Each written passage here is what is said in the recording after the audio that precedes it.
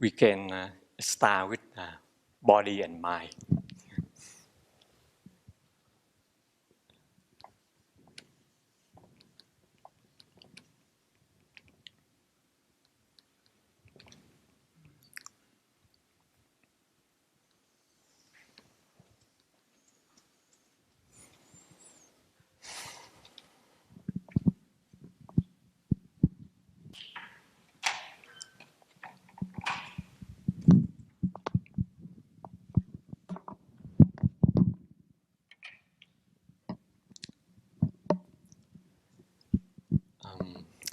In the practice, we usually start with body and mind. And the interesting thing I find out is how can we know we had a body? How can you know you have a body? What tells you know you had a body? There's something can make you know, okay, this is my body. We can call this the mind. Okay.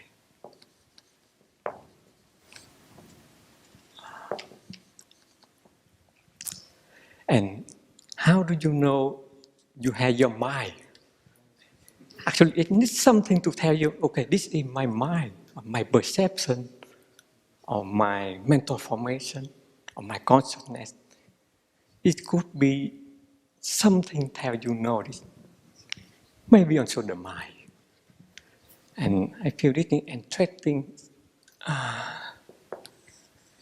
It could be there something. And normally we start with body and mind, but in 4 establishment of mindfulness, we see we have 4 elements. We had the same body.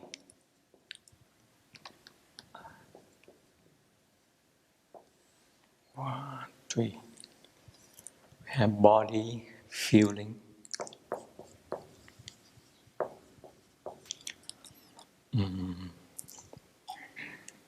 Mental formation.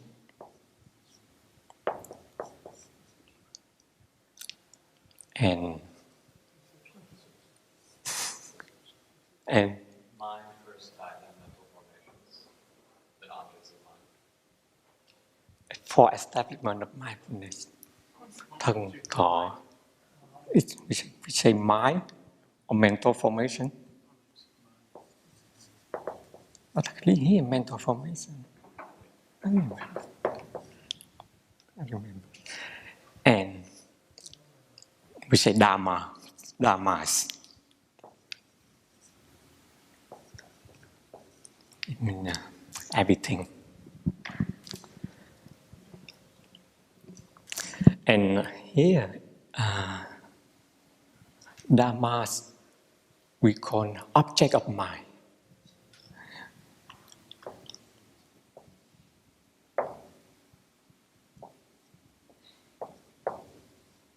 Trời ơi.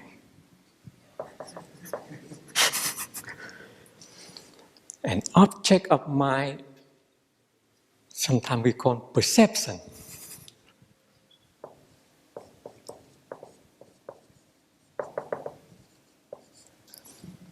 I think this is also an interesting thing. Why here sometimes we call it dharmas, it means everything. Sometimes we call object of mind, sometimes we call perceptions.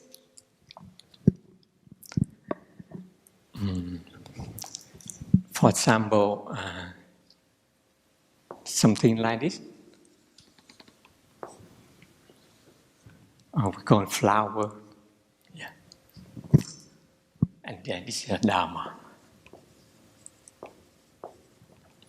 And our mind here, when the mind contact with an object, and we know, we had a perception, this is flower.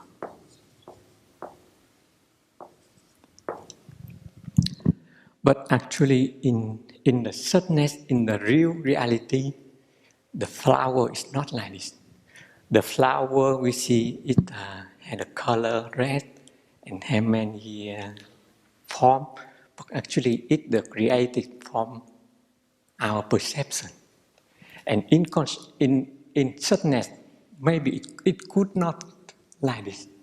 And that's why the Dharma, first of all, we see it's just the object of mind. Object of mind. And because it's object of mind, and it's also our perception about this thing. It's not a sadness. And that way here, Dharma here, it means object of mind. Because object of mind is also your perception. And that's why we put perception here, okay? Yeah. And if we put it, become 5 parts.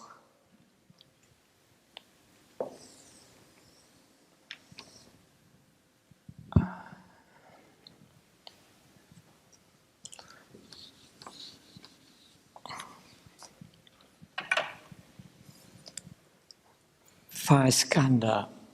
One. It could the same.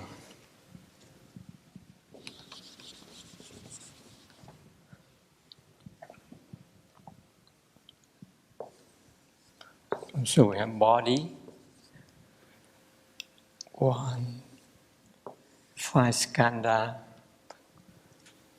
Body. Feeling.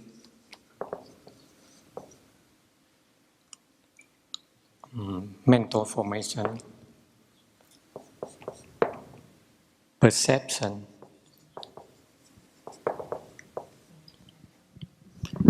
Exactly the same here. When we see the Dharma, the object of mind is your perception. And 5 skandha exactly at the 4 establishment of mindfulness when you practice. So body, feelings, mental formations, and object of mind, perception. And one thing, last thing is consciousness. And how can we, where is consciousness is here? And I think last week you already had a Dharma talk. The consciousness in 5 skandha, that is store consciousness. It's the base of 4 of these elements manifest. And like this, we have to draw this is consciousness. If we draw like this.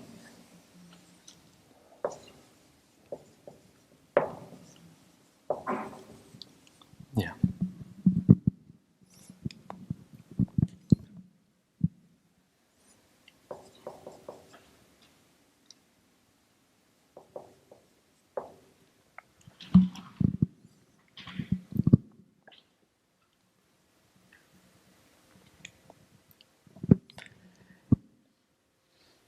And if we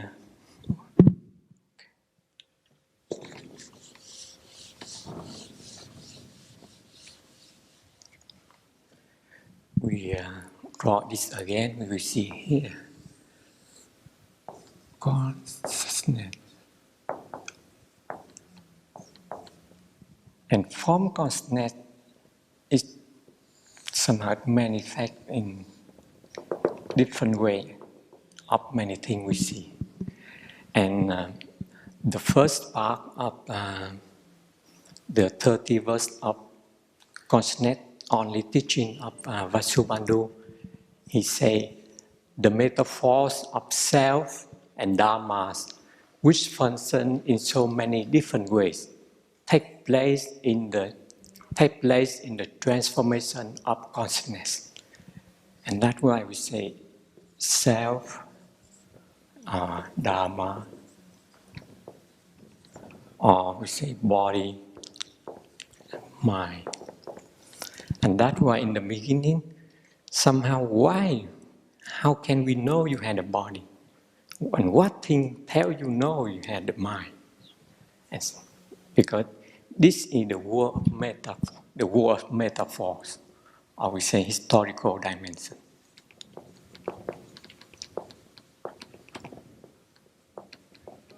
And this is ultimate good.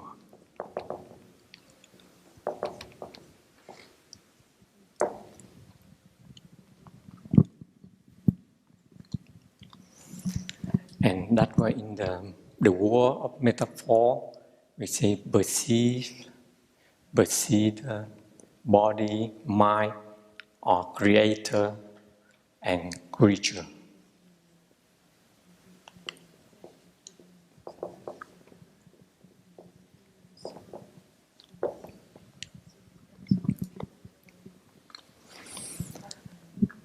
And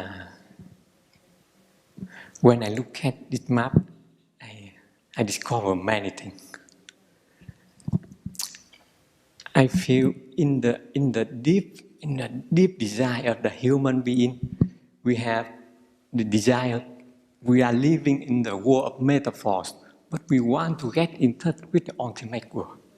I think this is the deepest desire, and that's why I feel the nature the nature mind of human being somehow is very religious, because actually we don't know what is it, but somehow we want to get in touch with something in ultimate immortality, permanence.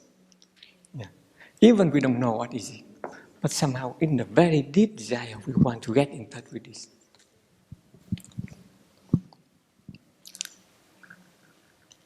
And actually here, I remember in summer retreat 2009, there was a young boy come and ask Thầy a question. A boy very young in children program. He come and sat here. He asked, "What is God? What is God?" And Thầy took a while silent. He said, "A difficult question." A young boy, I think he like 8 years or 10 years or less, he asked, "What is God?" And he said, "Difficult question." And he answered, "God is everything. God is everything. And God is in everything, and we can get in touch with God." And after the Dharma talk, and I think I met Thầy in the hut, and Thầy say, "Yeah, it's a difficult question. But if the boy asks, 'Who is God?' it must be difficult."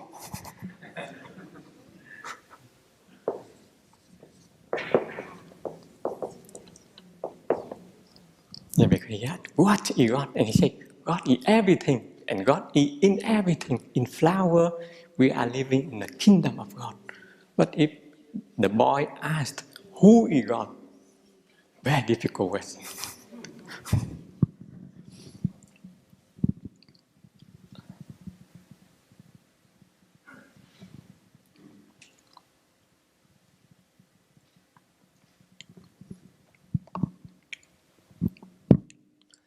So,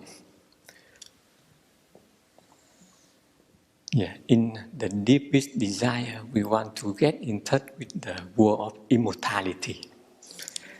And I found some information can help us to do this. For example, in Harry Potter, we need to find Philosopher's Stone. The function of Philosopher's Stone can help us to make Elixir of Life. Elixir of Life, or making gold, or something. When we drink it, we can become immortal, and that's why we can go to Harry Potter.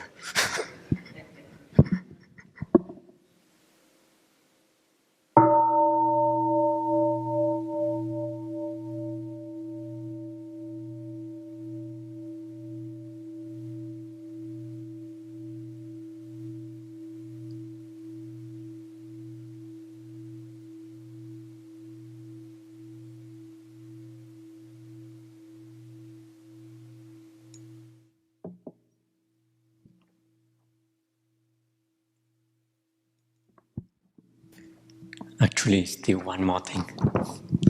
I really love this thing. I know this when I was very young. I know the Tao Te Ching of Lao Tzu. The first sentence I remember for a long time ago, and I find a way to get a good translation of English version. And it took me many years to try to find a way to share it in English. You know, I have brought a circle. In that circle, we can say this the consciousness.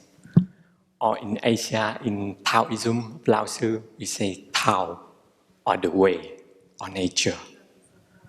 Or we can call it the oneness, or we can call this the God. Yeah. And Lao Tzu say, the Tao, or the way, or the nature, or God, the Tao can be told, it is not eternal Tao. And the name can be named, it's not eternal name. Non-being is the origin of heaven and earth. Being is the mother of all things.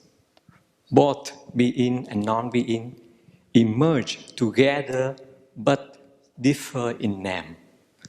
All are mystery. Mystery of mysteries. The door to all wonders. This is Lao Tzu, and I feel very interesting because in the way it already have being and non-being, just different in name, and they are oneness.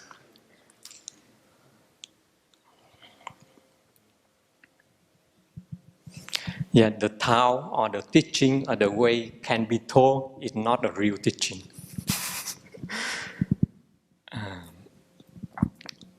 I think now we start with Harry Potter.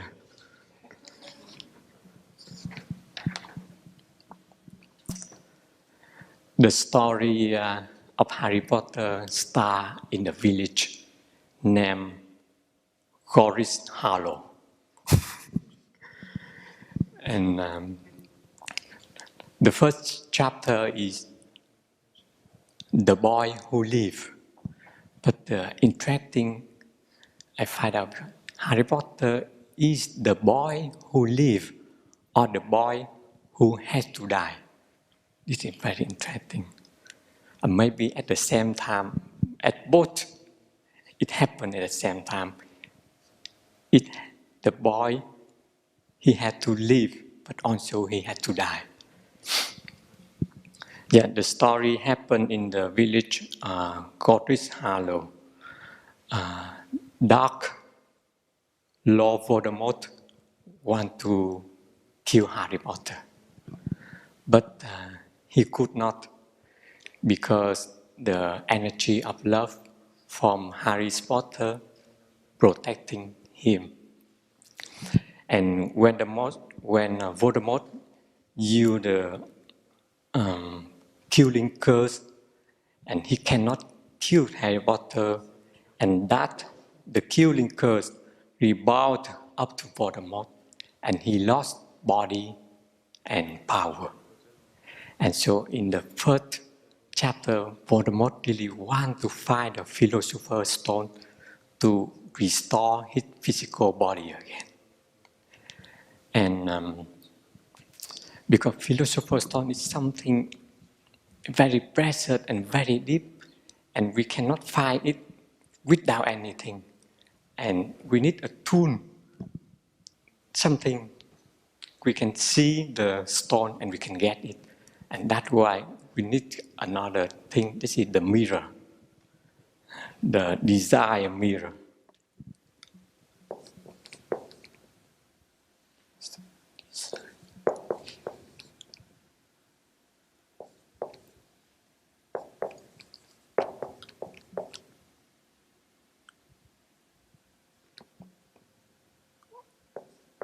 One. Okay, two. And because this is the mirror, and that's why the name of mirror is like this, the mirror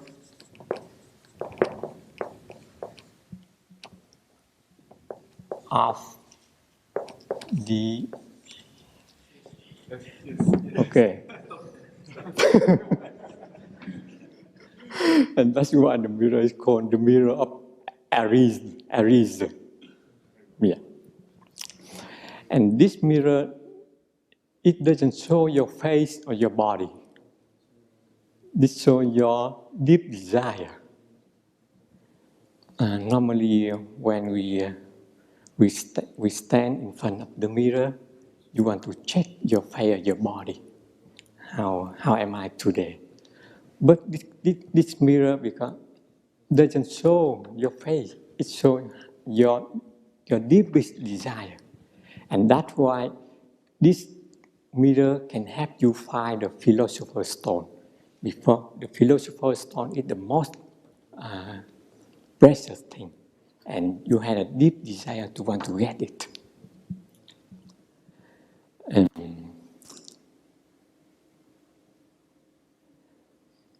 And Harry Potter, there are questions when the teacher of Harry Potter tell him about this mirror, Professor Dumbledore, and Harry Potter asked Professor Dumbledore, "What do you see if you stand in front of this mirror?"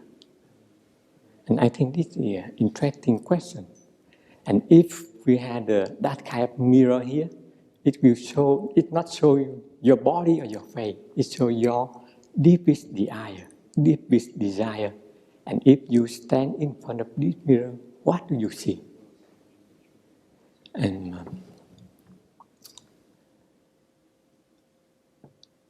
Professor Dumbledore answered Harry Potter.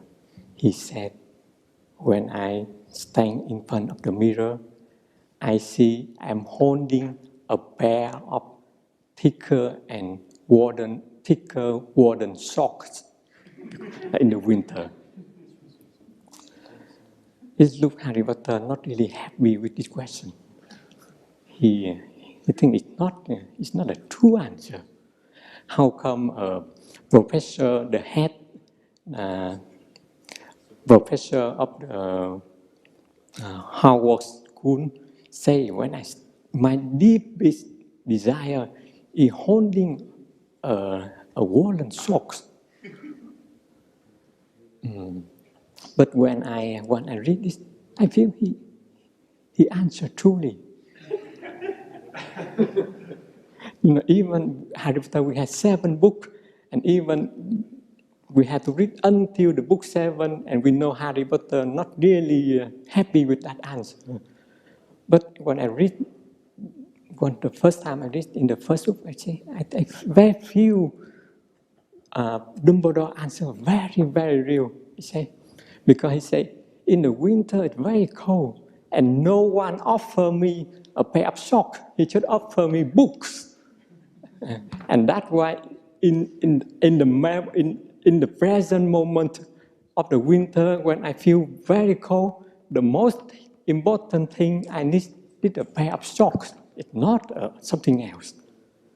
And I think he a master of the present moment. Because he doesn't care the philosopher's stone or Elixir of Life or gold or anything. Because the most important thing I need now in the most present moment, I feel very cold, I need a pair of socks.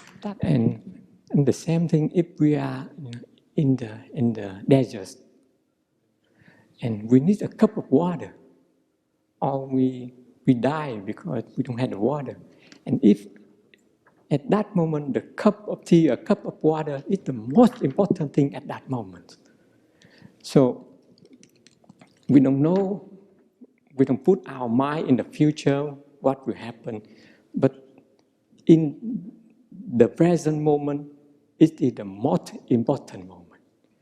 And I think Professor Dumbledore his answer is wonderful answer.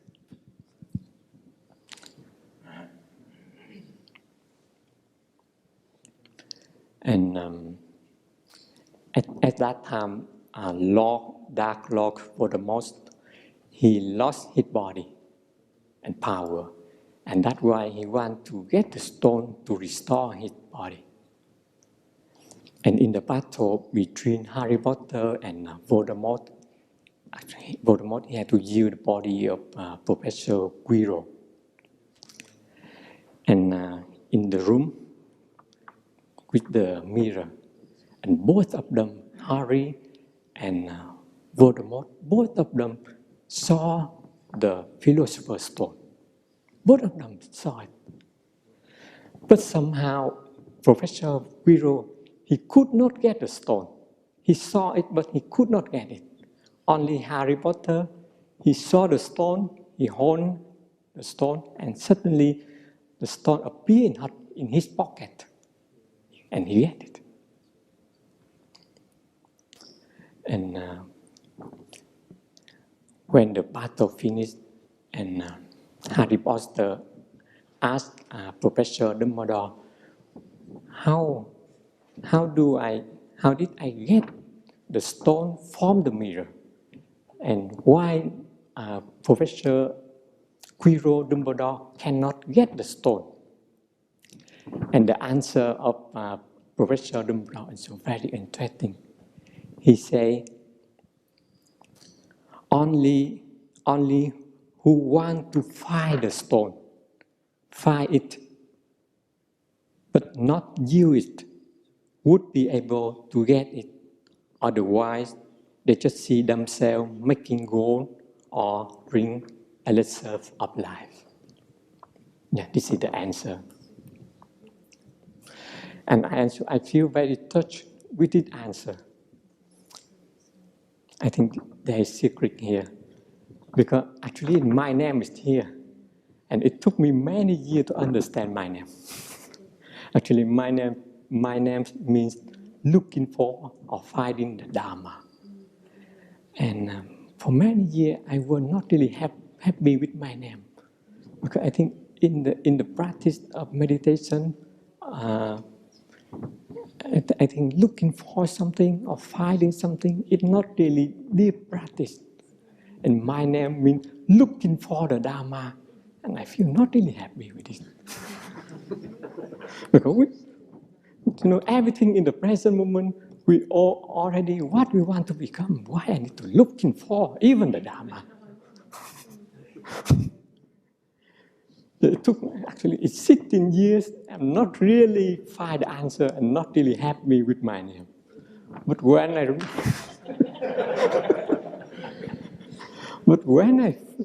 I read this sentence from Dumbledore, I feel happy. He said, only one who wants to find the stone, find it, looking for it, but not use it, would be able to get it.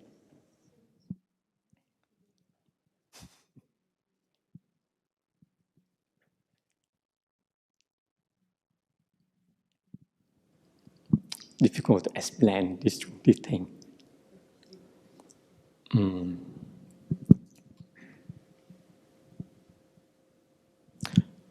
We can start with a sentence. There is no way to happiness. Happiness is the way. Okay.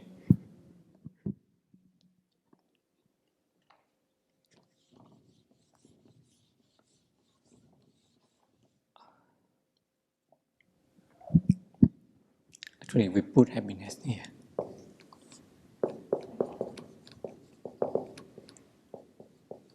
Or vui. Or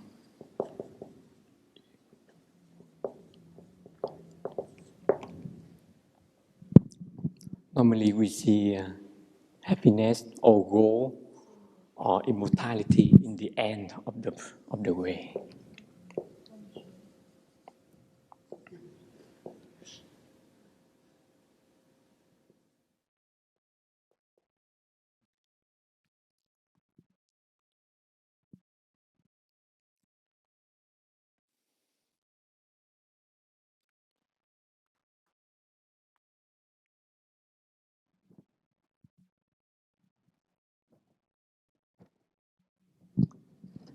And first of all, we see happiness is a feeling. Yeah, happiness is a feeling. And the feelings are impermanent. Any kind of feeling, it cannot last long forever. And that's why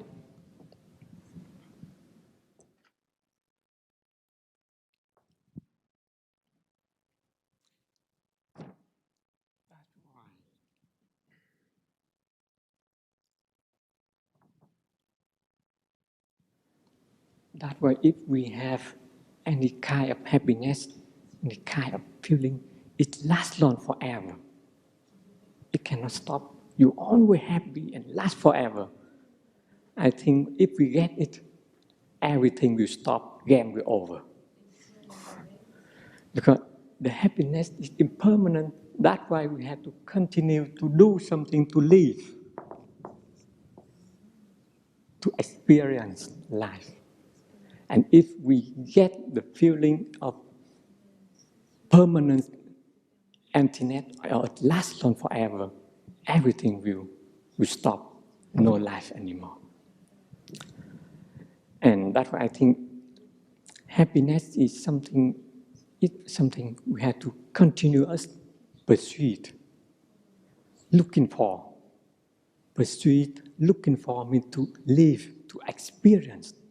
And when we stop looking for, when we stop experience, when we stop live, it's nothing, no more life.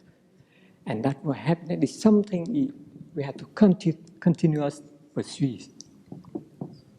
And that's why another way we can say there is no ultimate end goal. We make our happiness along the way. There's nothing ultimate here. We make happiness in every moment here. We experience, we live in every moment here. And that's why if the pupil want to use the philosopher's stone, when the pupil really can get the philosopher's stone and become immortality, they cannot get the philosopher's stone.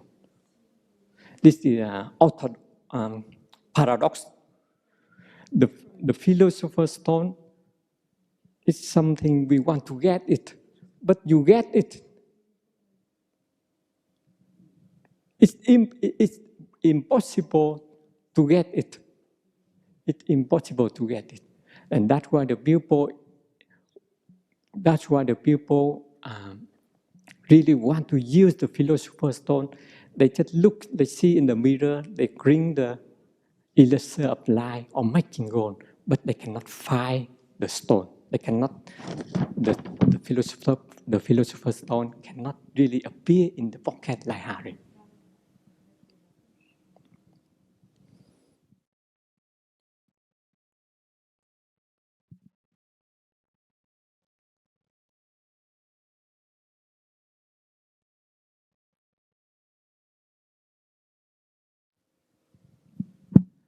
Actually, I feel interesting.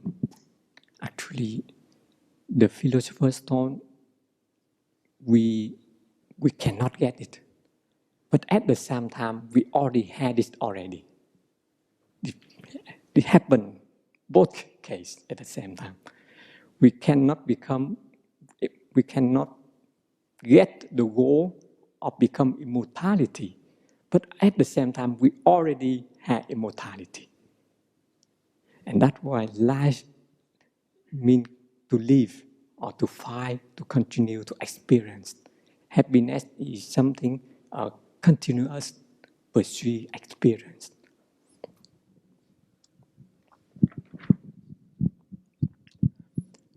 I also read another book. I think it's more fun. This is the ALCHEMIST of Paulo Coelho. And I also find an interesting just in the beginning when he started the story. He started with the story of he started a book with the story of Narcissus. Also another kind of mirror. Yeah, this is also another kind of mirror.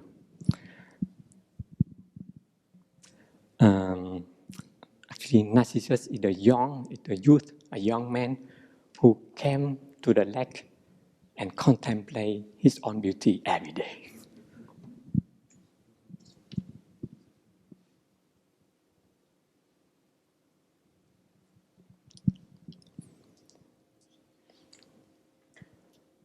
The alchemist picked up a book that someone in the caravan had wrote. Leafing through the pages, he found a story about Narcissus. The alchemist knew the legend of Narcissus, a youth who knelt daily beside a lake to contemplate his own beauty. He's so fascinated by himself that one morning he fell into the lake and drowned. At the spot where he fell, a flower was born, which were called the Narcissus. But that was not how the author of the book ended the story. He said, when Narcissus died, the goddesses of the forest appeared and found the lake, which had been fresh water, transformed into the lake of salty tears.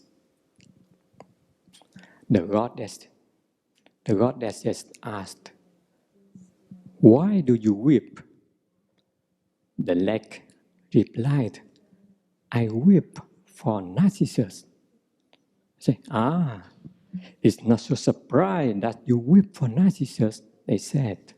For though we always pursue him in the forest, you alone could contemplate his beauty close at hand.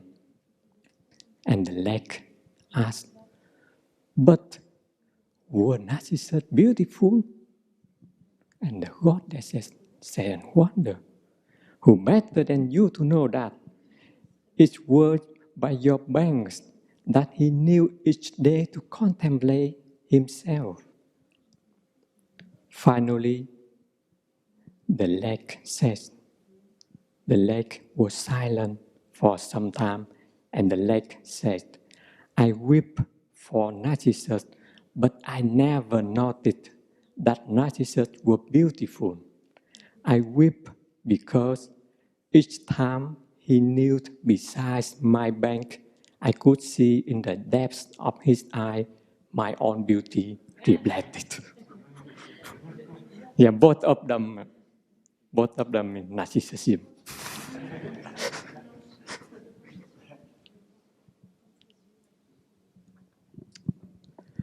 But actually, some people say narcissism is something not really healthy in the love or relationship.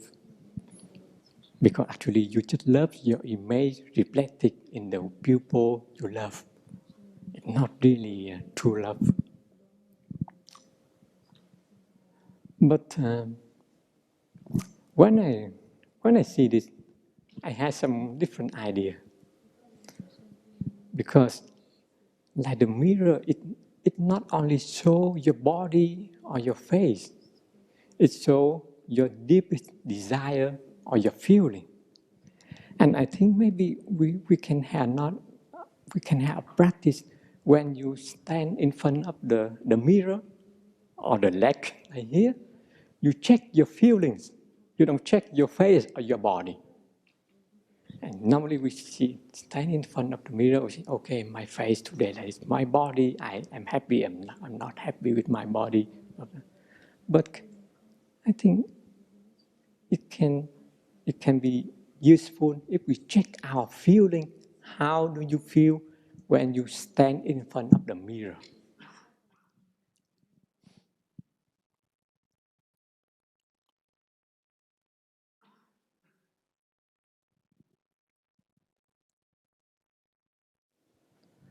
And in the deep level, in the deep level of consciousness, if we stand in front of the mirror and we want to become something, actually when we want to become something, it means in the deep level of consciousness, we don't accept what we are in that moment. And that's why when we want to become something, it also is something we need to be careful with that. Or we want to be more happy, want to be more healthy or something. But because we want to become something, it means we don't have that thing at that moment. And we don't accept ourselves at that moment. That's why we want to have different.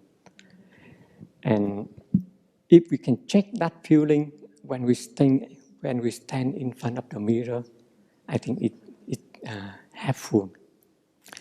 Because if we continue to notice the feeling, want to become something, it means in the store consciousness, accept that what we are at that moment. For example, is this moment, I feel I'm not really, I don't have good health, I'm not really healthy, I want to become more healthy. Because I feel I want to become something better, and that's why somehow in deep level, is understand it in this moment, I'm not healthy, I'm not good.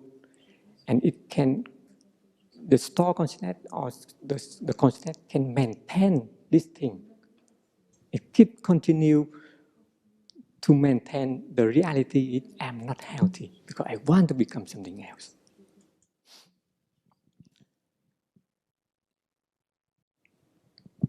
And this picture and make me remember another teaching, a teaching of shadow projection.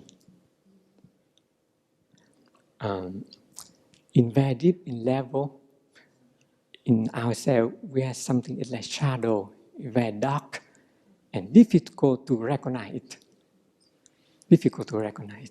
And normally we don't accept that thing. And somehow we see this person. And this person reflected my shadow in this person. And when I see him, actually I see my shadow. And somehow my behavior not happy with this person. And in this case, I think, first of all, in the practice, I think I feel very thankful this person. Because actually, in the beginning, we feel, oh man, this person is so complicated. I feel complete. I don't feel happy with this person. But after that, I see, okay, thanks to this person, and I can see something very deep in my consciousness and difficult to recognize it. Because thanks to this, it reflected my shadow. And first, I can feel gratitude. This person reflected my shadow. And the second step, I think I let the store consciousness to practice. Because somehow we want to try to transform or to make something better. But somehow in this case, because actually it's very deep level, and I think if it try to transform, try to become more harmony or happy, and with this person, it's very difficult. I had experience somehow, I had a difficulty with some person. It took many years to reconcile the relationship. I don't know why it took a lot of time to do it. Difficult to know. And somehow, I think, and one day, like after a good sleep, I woke up and I feel very released and happy with that person. And somehow when we sleep, the store consciousness still working, and it transforms and make the thing better. And then the first step, we see the difficulty. And the second step, I see, okay, thanks to that person, he can reflect my shadow. And the third step, just let the store consciousness work. We don't need to do that. And that's why I see, don't think when we sleep, we don't practice. I think sleep is very useful and helpful. Sometimes while we sleep, we practice a lot and very deep, and maybe it can transform the most difficulty when we sleep. Yeah, that's why we don't waste the time when we sleep.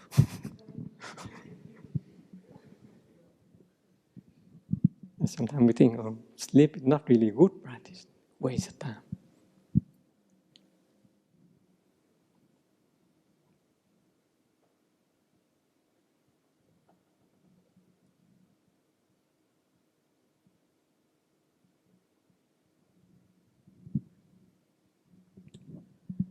With the insight, we are already what we want to become.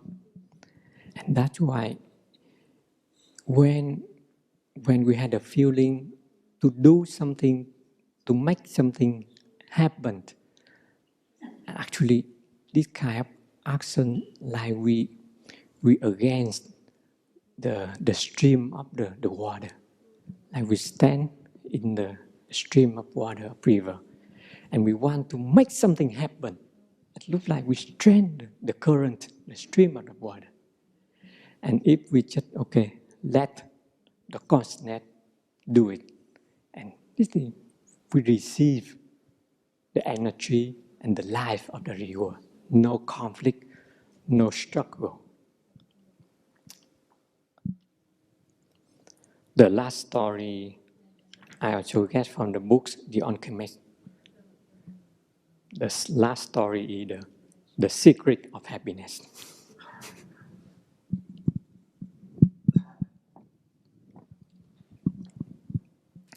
Also, there was a boy who wanted to know what is the secret of happiness. And he went to the mountain. Already the answer.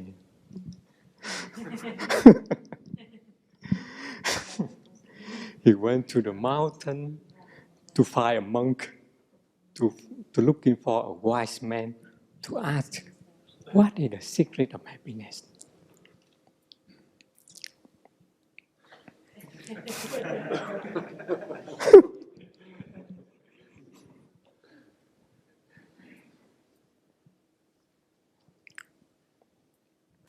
And when the boy see a wise man, and the wise man asked the boy,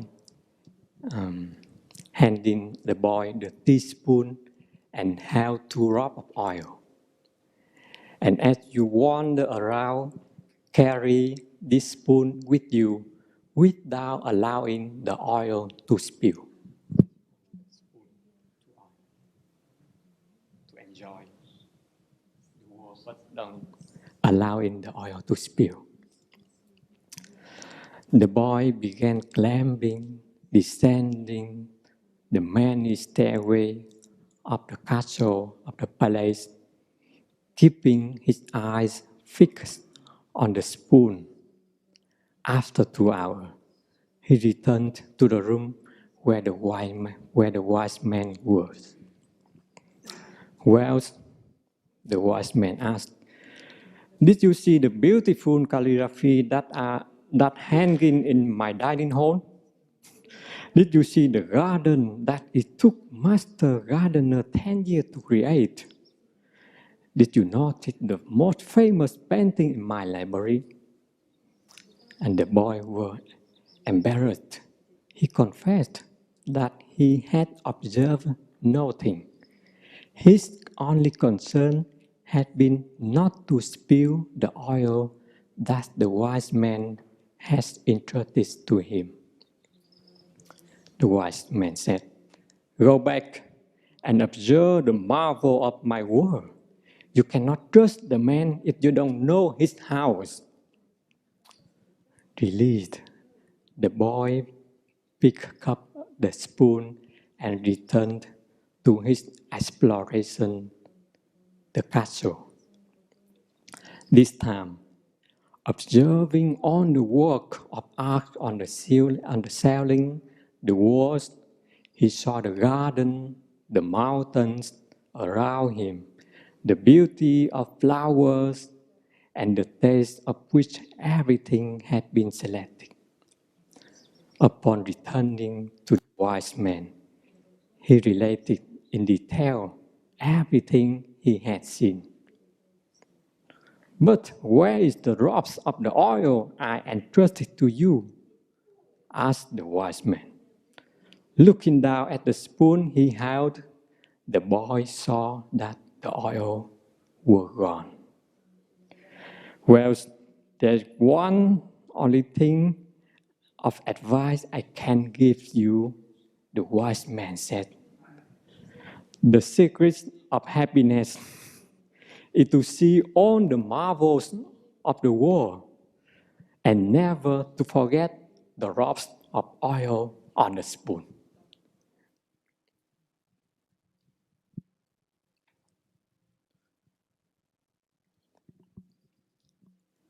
Also, this also link with my practice very long time ago.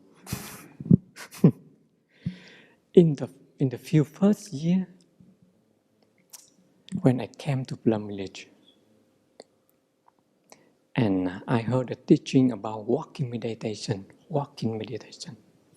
I already had a question.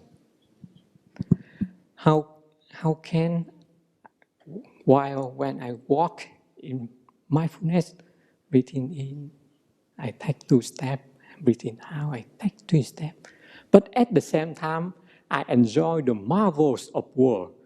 1,000 beautiful flowers, the sunshine, the beauty of everything, but still keep my step in mindfulness. It's still a question. And I don't know how many percent of my energy to pay attention on my steps and my breath, and how many percent I observe the marvels of world. And now it's still a question, and this question becomes the secret of happiness in the book, The Alchemist.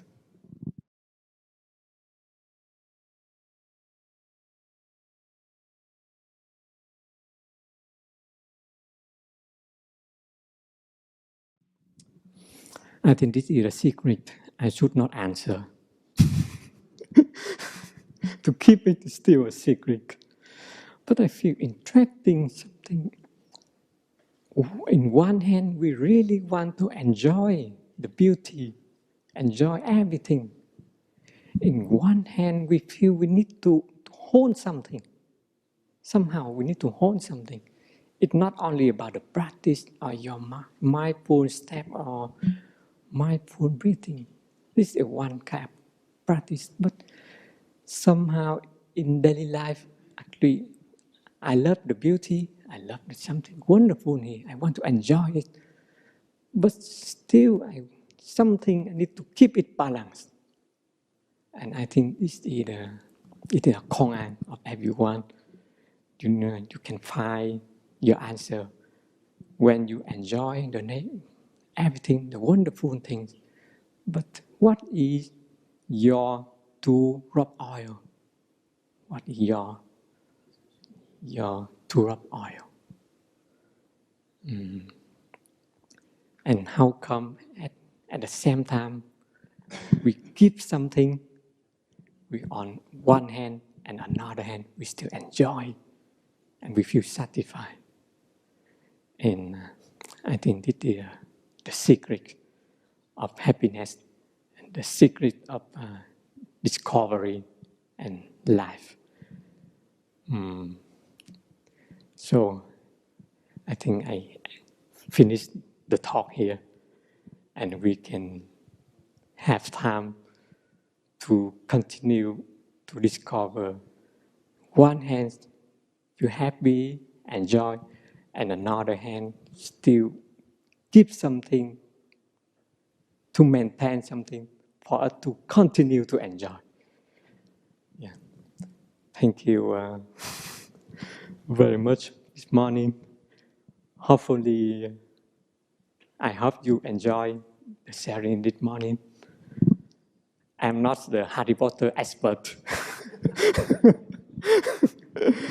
but from last Rain retreat, when I read something like this, at least I can find my answer. It took me 16 years, and now I can find it. And I feel very released and happy. The most, I think Thai, he named me a very difficult name. He said, Phap cầu. looking for the Dharma. And we know in the very deep Zen practice, looking for it's not really deep practice. But he gave me a very difficult koan question. And thanks to Harry Potter, I feel very happy today. Now it's actually looking for something is also very deep practice. Just continue to looking for, no problem. Yeah, I think we stop here. Hopefully, we can have time to share more and exchange more experience, and hopefully, I can continue to learn with my very inspired something in Eastern like Lao Tzu or something in wisdom of Eastern. But I also feel very interesting something in the West, and I will find a way or take the advantage to read something, to discover something more, and share with you in next time. Thank you very much.